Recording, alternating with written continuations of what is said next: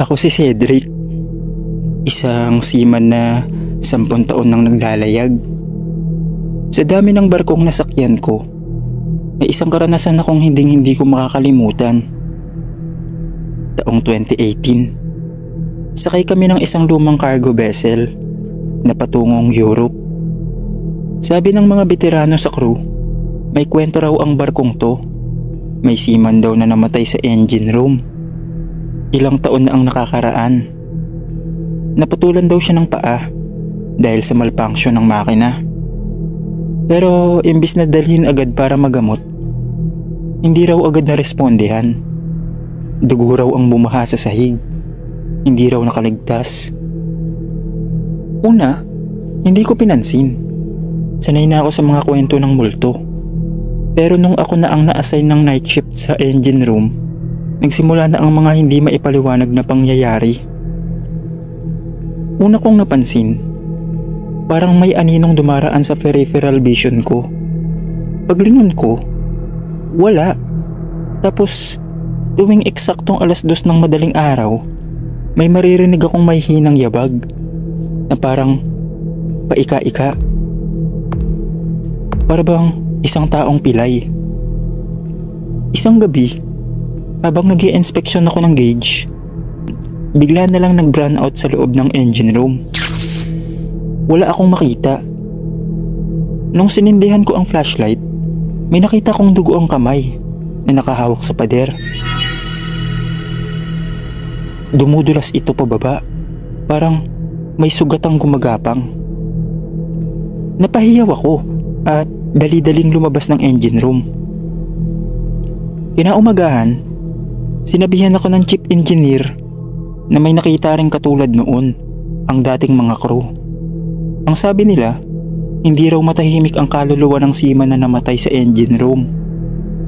Paulit-ulit daw nitong pinaparamdam ang huling sandali niya.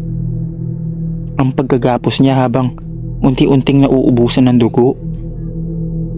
Simula noon, hindi na ako pumayag mag-isa sa shift. At sa tuwing naririnig ko ang paika-ikang yabag, tahimik lang akong nagdadasal. Kahit ilang taon na ang lumipas, dala ko pa rin ang bangungot ng gabing yon.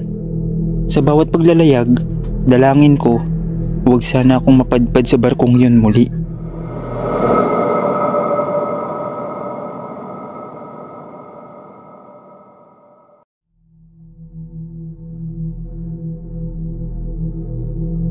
Ako si Harry, isang ordinaryong seaman. Noong 2020, na-assign kami sa isang cargo vessel patungong South Pacific. Malayo kami sa lupa. Wala ni signal o ibang barkong malapit. Isang gabi, habang naka-duty ako sa deck, napansin kong kakaiba ang katahimikan ng dagat. Walang alon, walang hangin, tila parang tumigil ang mundo. Habang nag-iikot ako, may narinig akong awitin. Isang malamyos na boses na kumakanta sa hindi ko maintindihang wika. Parang nagmumula sa ilalim ng barko. Lumapit ako sa gilid at sumilip. Sa liwanag ng buwan, may nakita kong isang nilalang na lumulutang sa tubig. Babaeng may mahabang buhok at makintab na buntot. Nanlaki ang mata ko. Si Rena. Tinitigan niya ako at nginitian. Parang inaanyayahan akong lumusong. Ramdam ko ang kakaibang hatak, para bang nawawala ako sa sarili. Pero bago ako makalapit palalo, may humawak sa balikat ko. Harry, anong ginagawa mo? Sigaw ng kasamahan kong si George. Para akong natauhan. Hindi ko na malayang nasa labas na pala ako ng safety rail. Isang maling hakbang na lang, nahulog na sana ako. Paglingon ko muli sa dagat, wala na ang nilalang.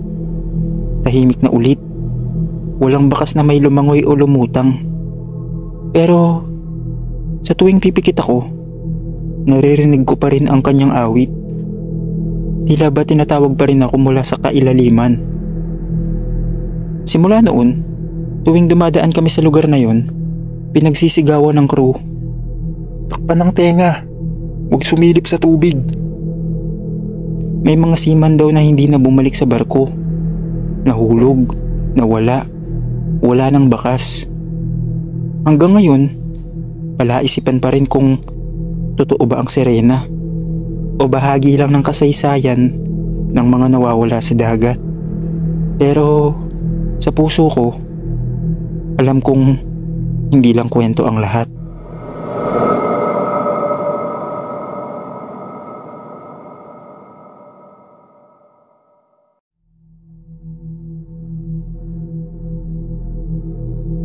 Ako si Ernesto, isang boson na naglalayag mula dekada 90. May isang alamat kaming ikinikwento tuwing gabi, lalo na kapag ang dagat ay kalmado pero malamig, parang may bantang paparating.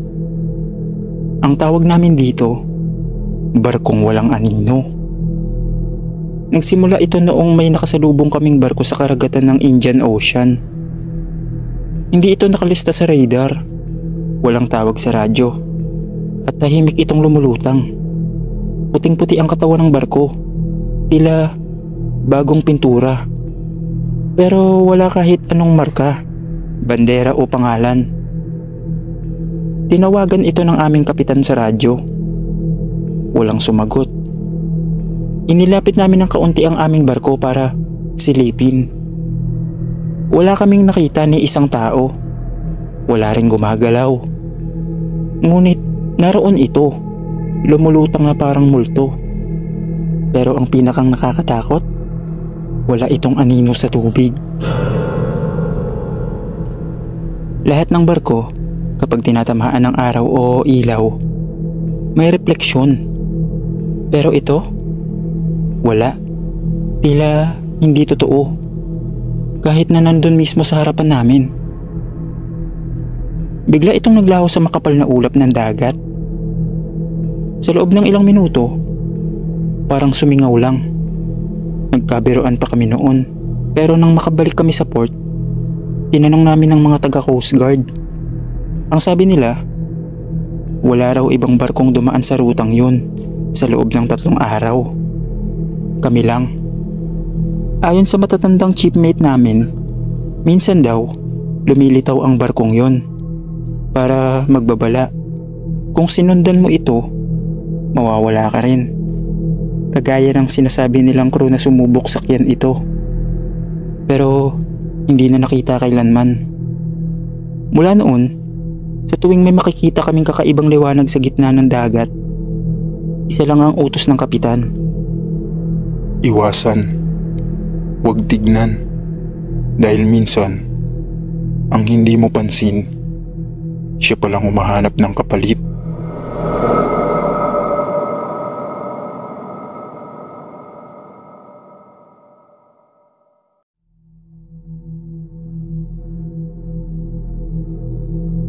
Ako si Jason, isang survivor ng isang sunog na barko noong 2019.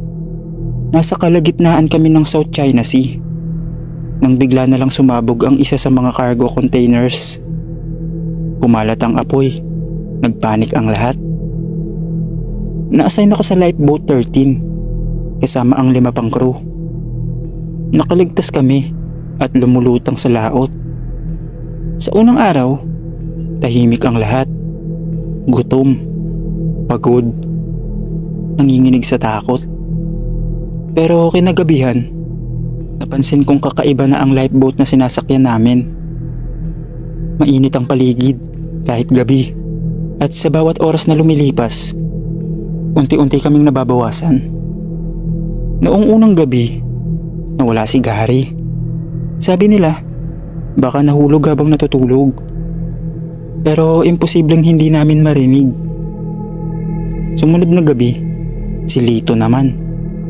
Ang sabi ng natitirang crew, baka lumangoy palayo, nasiraan ng bait. Pero may isang bagay akong napansin. Bawat nawawala, may naiiwang marka sa gilid ng lifeboat. Isang sunog na kamay na nakadikit sa kahoy. Noong kami na lang ni Tomas ang natira, sinabi niya sa akin ang isang lihim. Jason, ang lifeboat 13 ay hindi talaga lifeboat. Ito raw ay tinapon na barko dati, sinumpa at palaging may hinihinging kapalit bago makaligtas ang huling sakay. Ang sinubukan kong tumalon sa tubig para lumayo, biglang nagdilim ang paligid. Walang araw, walang alon. Tila huminto ang dagat. Pagmulat ko, nasa ospital na ako. Ako lang daw ang natagpo ang buhay sa gitna ng laot. Sa tabi ng kama ko, may inabot na gamit ang rescuer. Isang piraso ng kahoy mula sa lifeboat. Sunog ang dulo. At sa gitna, may marka ng kamay.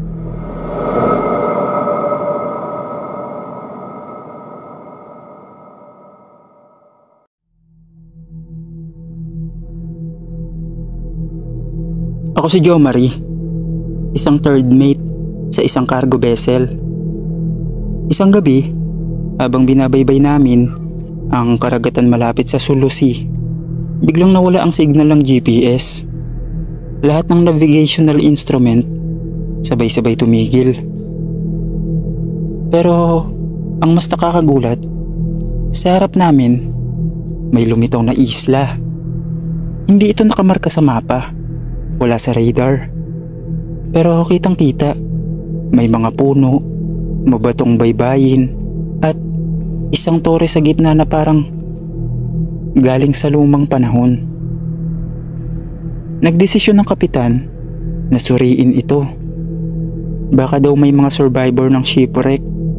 Sumama ako sa team. Pagsapit namin sa pangpang, kakaiba ang pakiramdam. Sobrang tahimik. Walang ibon. Walang hangin.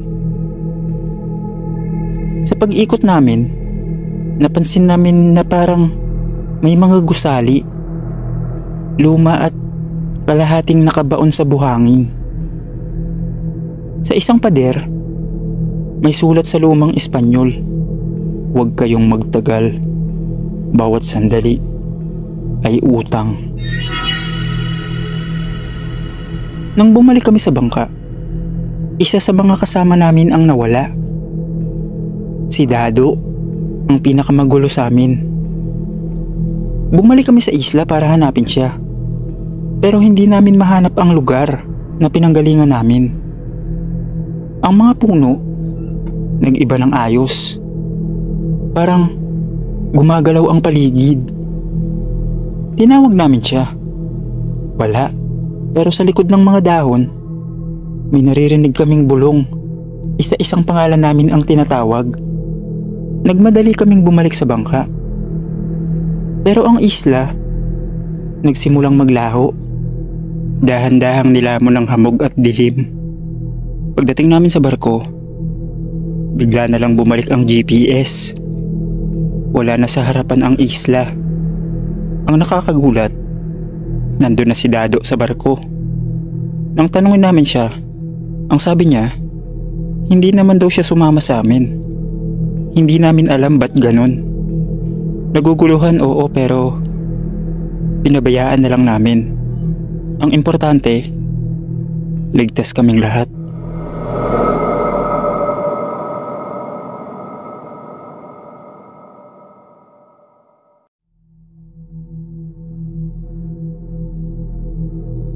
Ako si Ace, dating ordinaryong seaman sa isang inter-island ferry.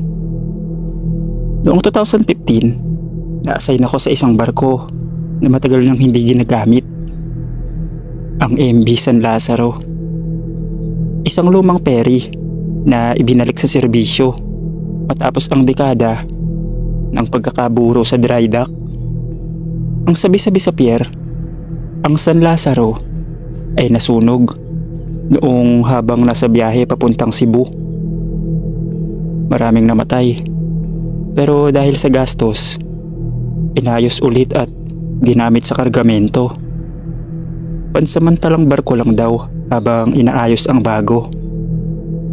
Sa unang gabi namin sa barko, may kakaiba agad.